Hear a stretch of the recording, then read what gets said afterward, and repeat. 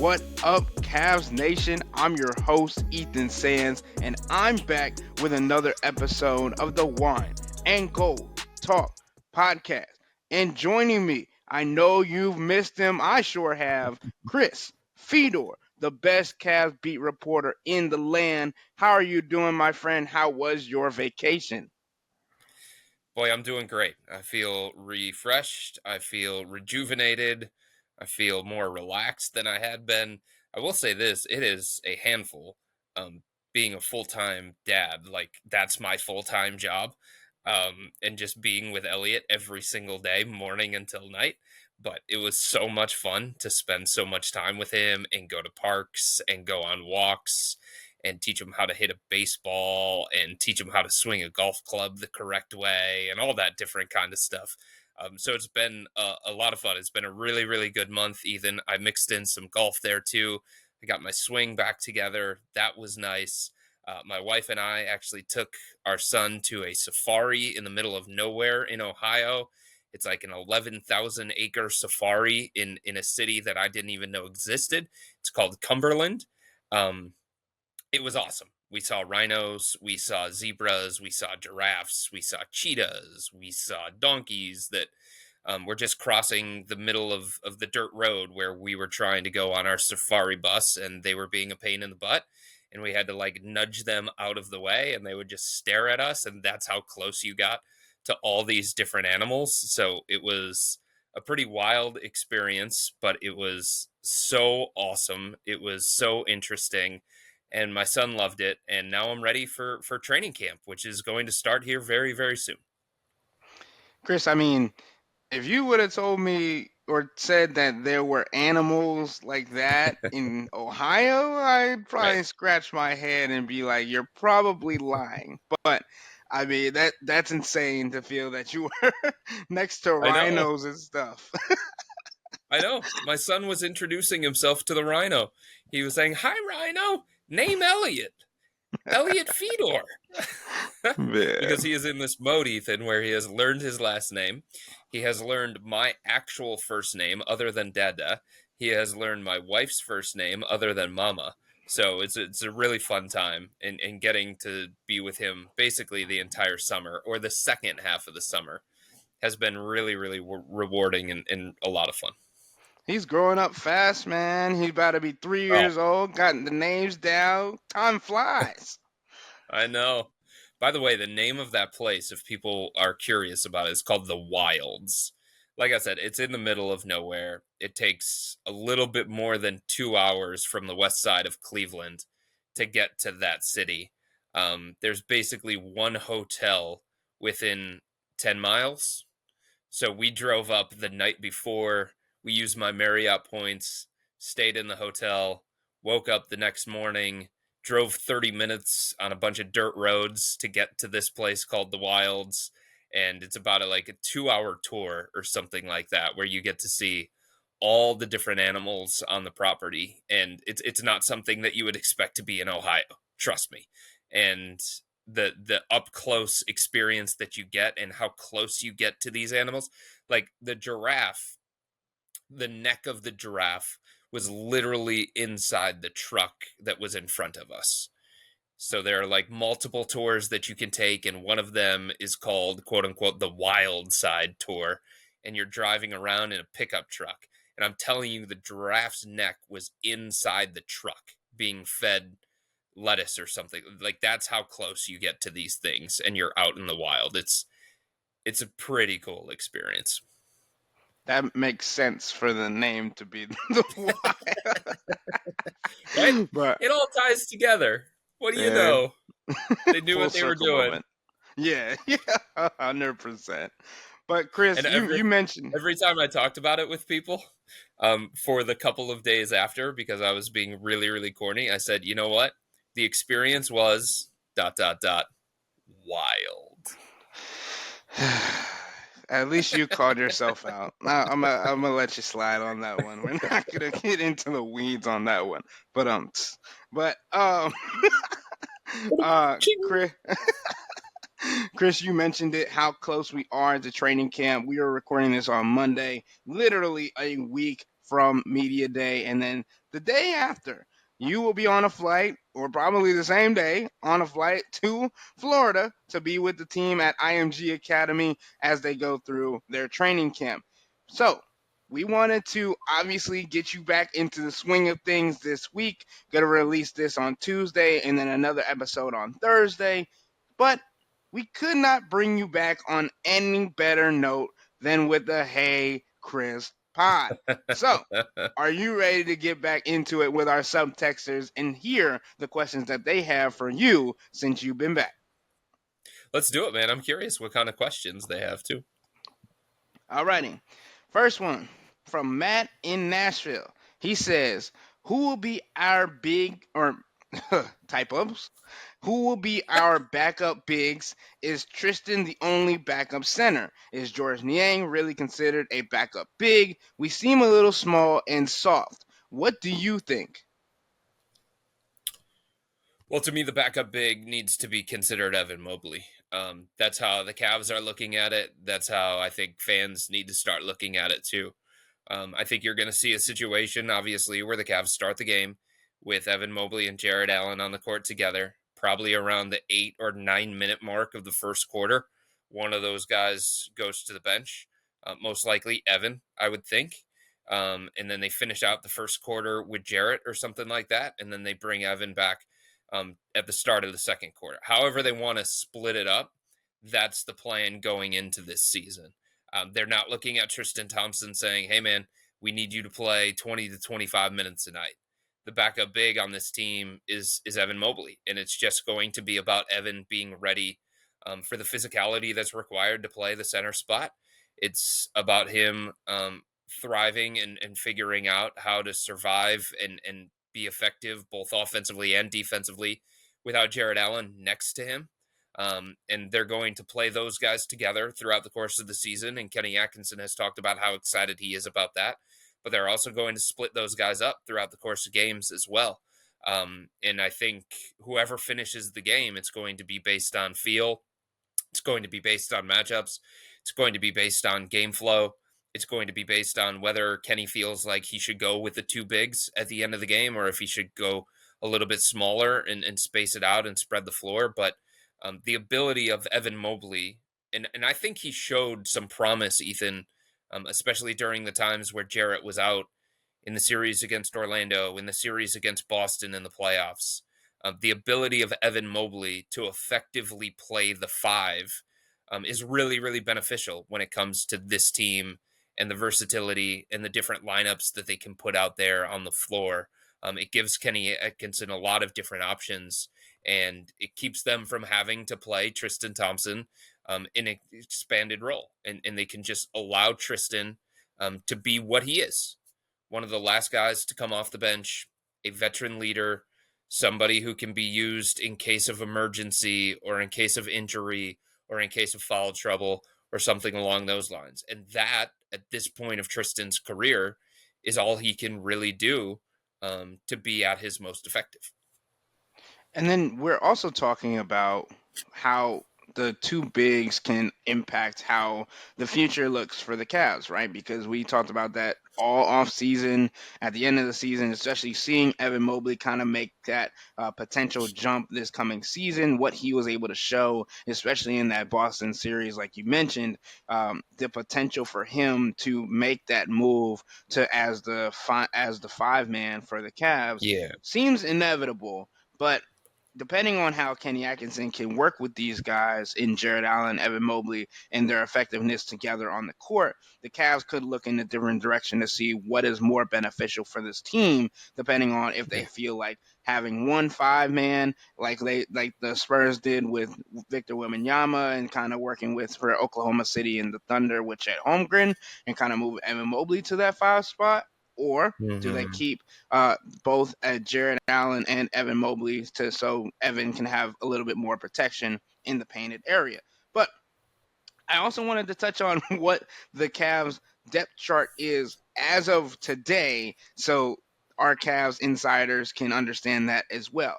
Obviously, the starting center is Jarrett Allen. The backup center for this depth chart is Evan Mobley. The third Hmm. is Tristan Thompson. The fourth is Dean Wade. And the fifth is Pete Nance, which I think is interesting because I also wanted to touch on that a little bit before we got into a little bit more, Chris, because the Cavs signed Pete Nance to an Exhibit 10 contract for training camp because he did not get one of the two-way spots. Obviously, those three spots were taken up by Amani Bates.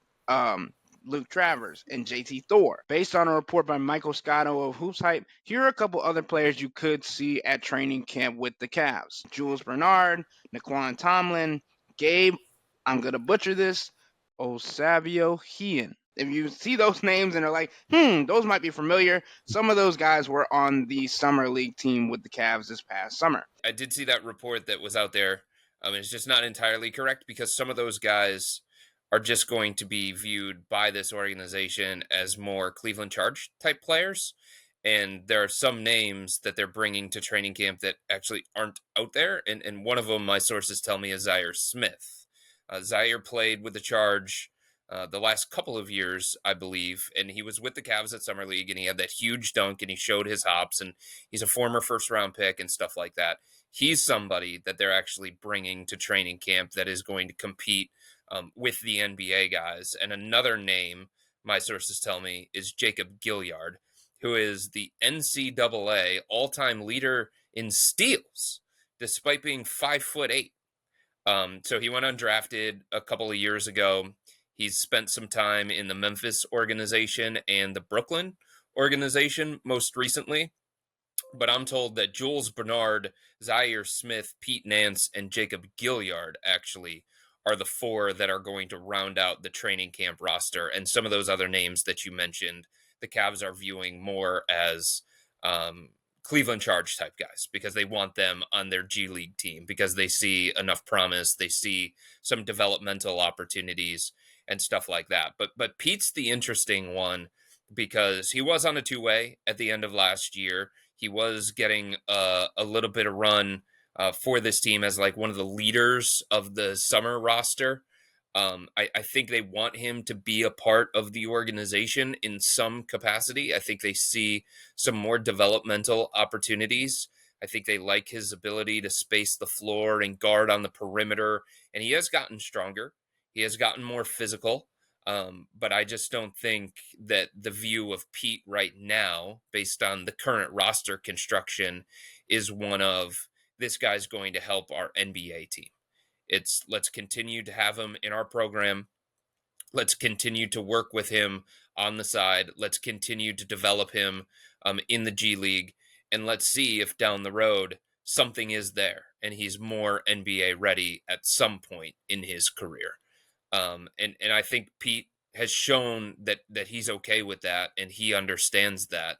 And getting a taste of the NBA last year was good for him to kind of see, okay, what are the things that I need to continue to work on to become a full-time NBA player as opposed to somebody who's going to bounce between the two, if that ever materializes in his career.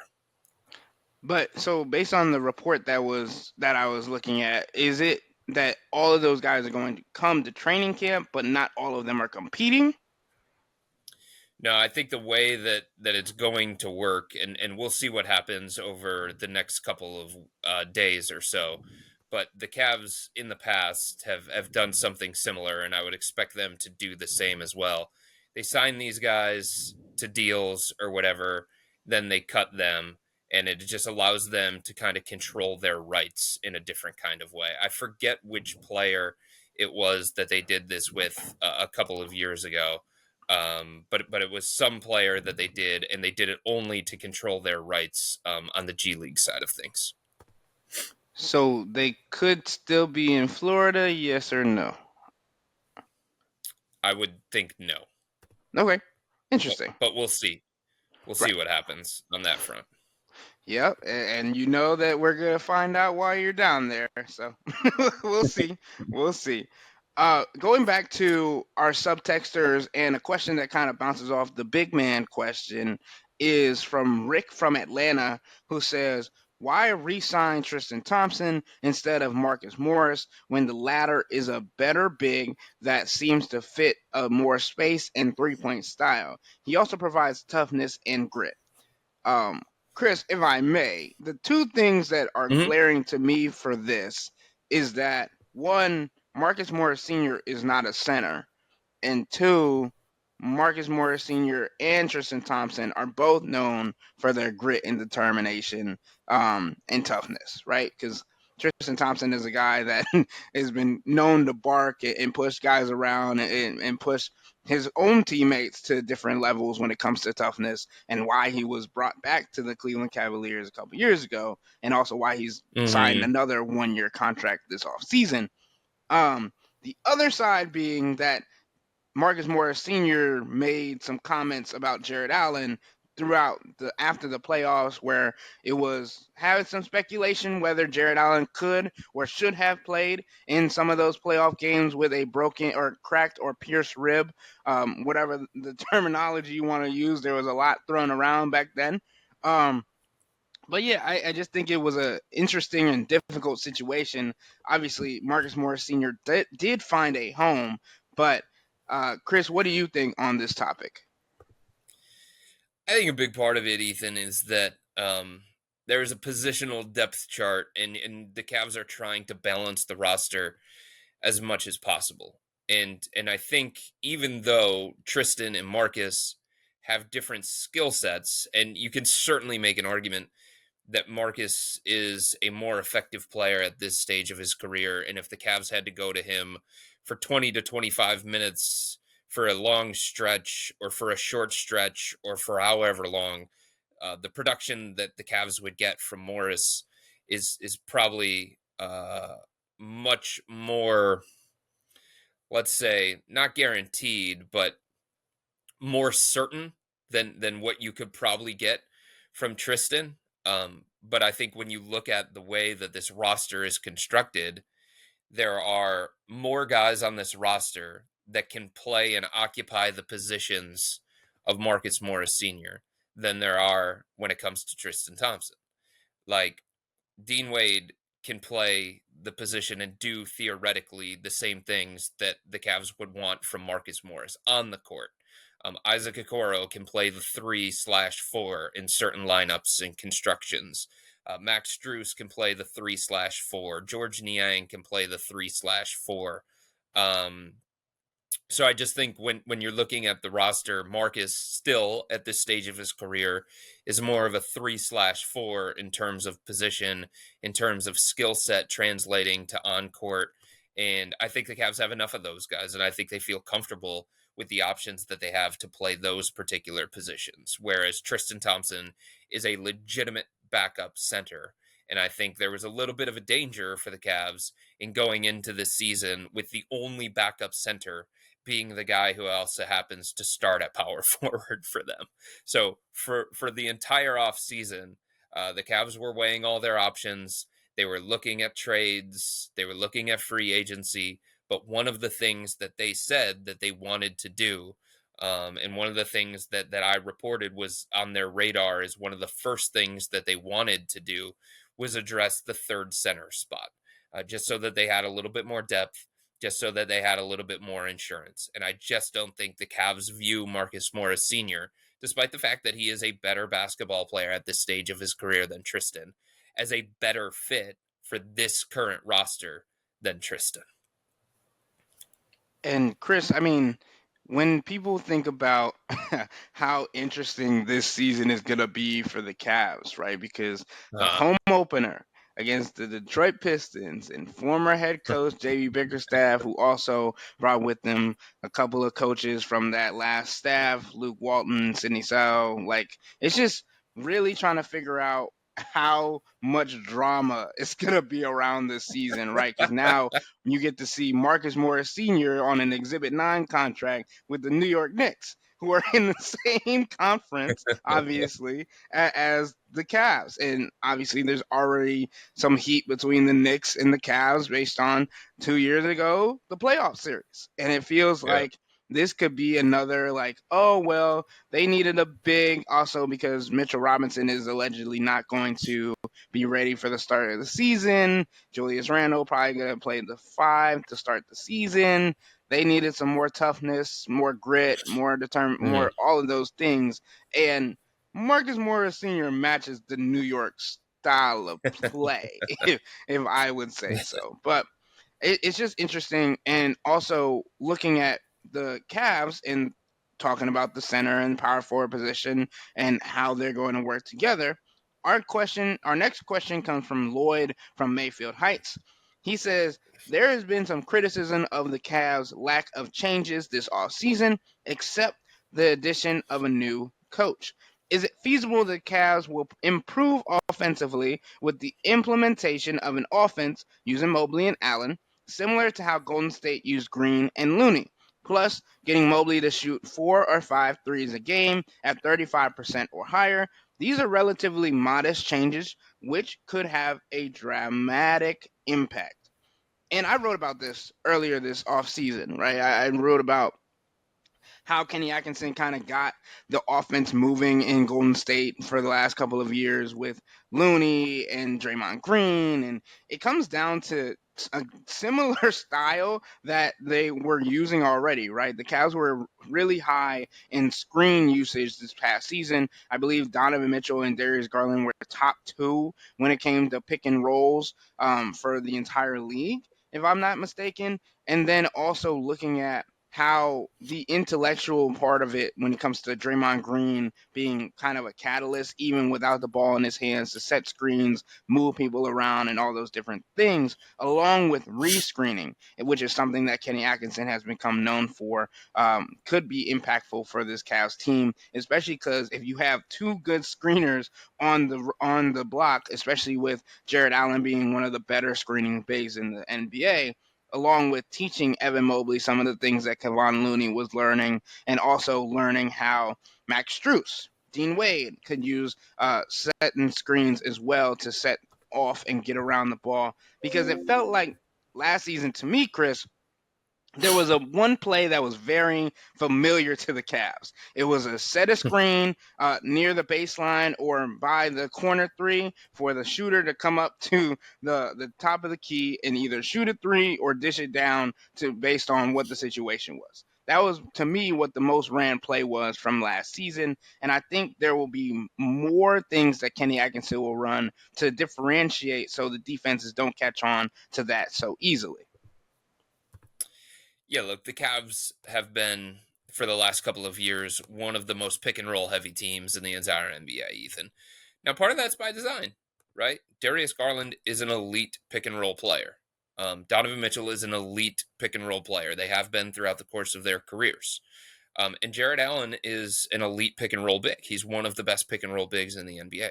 So you don't want to go away from that completely because it favors the personnel that you have, the system, the style. It works well with this group of personnel. The key for the Cavs, and I think you hit on it, Ethan, it's diversifying the offense. It's making it so it's a little bit less predictable. It's giving opportunities for Evan to operate as an offensive hub from the elbows, in the post, run some DHO stuff with Max Strus, get some off ball movement, and do that a little bit more consistently. And I thought at times the Cavs did that. I just don't think there was the level of consistency within the offense that the Cavs were hoping for, that JB Bickerstaff was hoping for, that the players were hoping for, to be perfectly honest with you. So I do think that that is one variable that could allow the Cavs to see an uptick in offense and see the kind of offense that they hope to be, especially based on the personnel that they have. Like they have Donovan Mitchell, they have Darius Garland, they have Evan Mobley, they have Jarrett Allen. There's no reason that this team can't be a top half of the league offense on a consistent nightly basis, right? The personnel should be there. You can sit there and you can say, well, I don't know about the wing spot. Well, I don't know if they have enough consistent shooting. I don't know if the spacing is going to be there with Jarrett and Evan. But based on this new coach, this new system, and this group of personnel, I certainly think there's the capability of being a top half of the league offense. So that is one variable. The other variable is this: Darius Garland can be so much better than what he was last year for the Cavs. And a big reason why they didn't ascend offensively and take that leap offensively that so many people were talking about, including JB Bickerstaff, is because Darius had a bad year. Darius is one of the highest paid players on this roster. Darius is one of the most important players on this roster.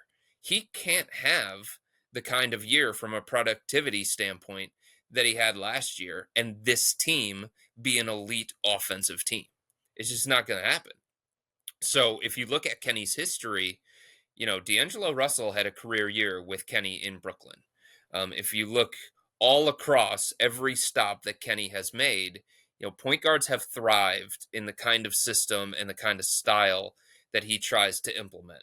So I'm really, really fascinated to see what Kenny Atkinson can get out of Darius Garland and how much more Kenny can get out of him than what JB was able to. Another variable offensively that you can look at is Max Strus. Is he going to shoot the way that he shot with the Cavs in his first year with the Cavs? Or is he going to shoot more like the year that he had the year before that with the Miami Heat?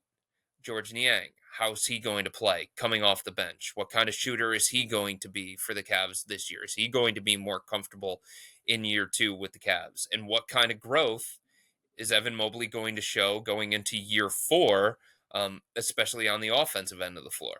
I think those are the four variables that stand out to me the most, that tie into just how much of a ceiling do the Cavs have on the offensive end of the floor. And I mean, it's also important just to note that they're already getting started, right? They're already getting kind of into the flow of things before training camp, at least based on what the Cavs social media platforms have been posting. It seemed as though like Donovan Mitchell, Max Strus, Jarrett Allen, Sam Merrill, George Niang, Mm-hmm. Ty Jerome, Karis LeVert, like multiple of these guys that are going to be very important for this offense, especially setting up some of the moving pieces. Like I mentioned, Max Strus and Jarrett Allen being two big ones in that. Obviously, Donovan Mitchell probably at the head of those situations or coming off screens or whatever. Having them be able to learn with Kenny Atkinson. Kenny Atkinson hasn't been pictured at these workouts, but you would Mm-hmm. assume that he is in the building or having some kind of communication with these guys. And George Niang even talked about on a recent podcast that he hosts about how Kenny Atkinson has already reached out to almost everybody on the Cavs team to kind of create a bomb relationship with them already. And it feels like that's something that he's done everywhere he's gone and learned from other coaches that he's been under. And that's the other thing, Chris, right? Like Kenny Atkinson being under Steve Kerr, Kenny Atkinson being under some of the best coaches in the NBA for his career Ty is not only Lue, going to yeah. yeah, it's never Ty Lue, yeah, like D'Antoni. It's never going to be like he cannot take one thing from somebody and implement it somewhere else. He's got to be able to Yeah. use all the things that he learned and continue to learn with this team and apply it with the roster and the talent that he has as well. I'll say this too, Ethan. I don't know exactly what all of the roles are going to be for this team. I think Kenny is still figuring those things out. I think training camp is going to play a part in that. I think preseason is going to play a part in that. I don't think he wants to box himself into a certain depth chart or a certain rotation. It's way too early for that. In saying that, I do feel like Sam Merrill is a Kenny Atkinson type of player. And I do think he is going to be more of an X factor in this iteration of the Cavs than what he has been previously. All right, Chris.